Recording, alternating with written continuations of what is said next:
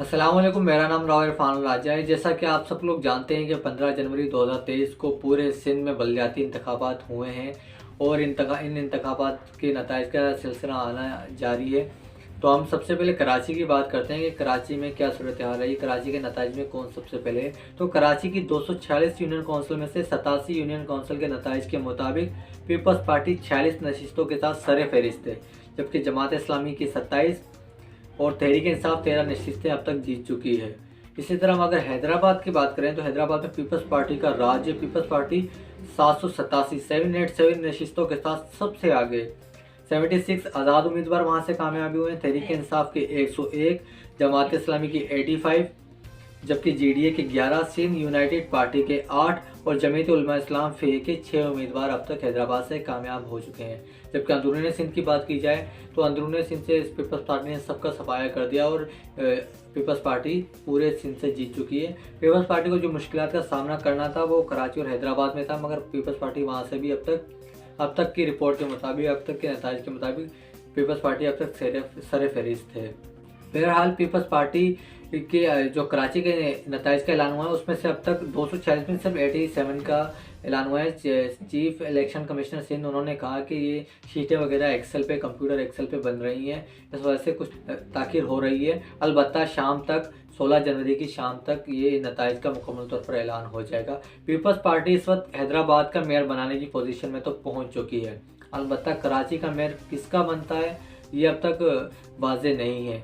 दूसरी जानिब बात करते चलें तो हम एमक्यूम पाकिस्तान, जिसने 15 जनवरी की रात को ही 1:45 प्रेस कॉन्फ्रेंस करके खालिद मकबूल सिद्दीकी, फारूक सत्तार, मुस्तफ़ा कमाल ने बाइकआउट का ऐलान किया और कल एमक्यूम पाकिस्तान ने इलेक्शन में हिस्सा नहीं लिया। एमक्यूम पाकिस्तान का जो एतराज़ है वो हल्का बंदियों पर है कि हल्का बंदियाँ दुरुस्त अंदाज में नहीं हुई। किसी हल्के में 90,000 हैं तो किसी हल्के में 25 से 30,000 लोग हैं, वोटर हैं, तो एमक्यूम ने बाइकआउट किया।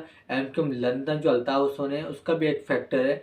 तो कल के जो इंतखाबात में टर्नआउट इंतहाई कम रहा। अल्ताफ़ हुसैन ने बाइकआउट किया, एमक्यूम पाकिस्तान ने बाइकआउट किया, तो टर्नआउट इंतहाई कम रहा है, 8-9%, और 8-9% ही बाइकआउट है, लोग बाहर नहीं निकले हैं। जिनमें क्या नाम है, अल्ताफ़ हुसैन का फैक्टर भी एक बहुत ज़्यादा है, वैल्यूएबल है। लंदन को देखा जाए तो लोग उनकी कॉल पर वैसे भी जो ज़िमनी इंतखाबात होते हैं MP MLA के, तो लोग बाहर नहीं निकलते। अलबत्ता यहाँ एक और बात की जाए, कराची के एक और मकबूल जमात जो हर इलेक्शन में तीसरी पोजीशन पर आती रही है, TLP तहरीक लब्बैक पाकिस्तान, वो इन बलदियाती इंतखाबात में सिर्फ 2 या 3 पैनल ही अब तक के नताइज के मुताबिक 2 या 3 पैनल ही कामयाब करवा पाई है। तहरीक लब्बैक वो जमात है जो कराची में जितने भी ज़िमनी इलेक्शन हुए हैं पिछले 1.5-2 महीने में, आपको मैं बताता चलूँ, वलीर में जो इंतखाब हुआ जिसमें हकीम बलोच जीते थे, इमरान खान दूसरे नंबर पर थे, तो तहरीक लब्बैक वहाँ से तीसरे नंबर पर TLP। लांडी के बात करता चलूँ, लांडी में जो ज़िमनी इलेक्शन हुए जिसमें इकबाल कासिम की डेथ हुई थी, मोहम्मद इकबाल की जो डेथ हुई थी एमक्यूम के, उनकी डेथ के बाद जो वहाँ पे ज़िमनी इलेक्शन हुआ तो एमक्यूम पहले नंबर पर, TLP दूसरे नंबर पर थी और सिर्फ एमक्यूम 66 वोट से वहाँ से जीती थी। इसके अलावा मैं आपको शाह फैसल लेकर चलूँ तो शाह फैसल में इमरान खान जीते थे इलेक्शन, दूसरे पे पीपल्स पार्टी थी और तीसरे पे फिर TLP थी। TLP जो हर ज़िमनी इलेक्शन में MNMPA के ज़िमनी इलेक्शन में तीसरे नंबर पे थी, वो बलदियाती इंतखाबात में गैर मामूली कारकर्दगी दिखाने में नाकाम रही है।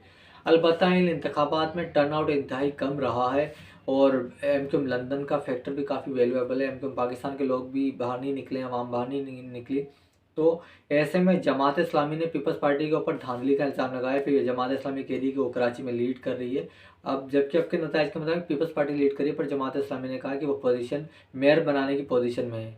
अब आने वाले वक्तों में क्या होता है, शाम तक नताइज आ जाएंगे, उसके बाद कराची का मेयर कब बनता है, अब तक धांधली के इल्ज़ाम तो अब तक लगते रहे, आने वाले दिनों में क्या होता है, क्या सिचुएशन है, वो तो वक्त ही बताएगा। मगर पाकिस्तान में 1970 के बाद से भी जितने भी ज़िमनी इलेक्शन हुए हैं, जनरल इलेक्शन हुए हैं, बलदियाती इलेक्शन हुए हैं, उन सब में धांधली के इल्ज़ाम तो लगते रहे हैं।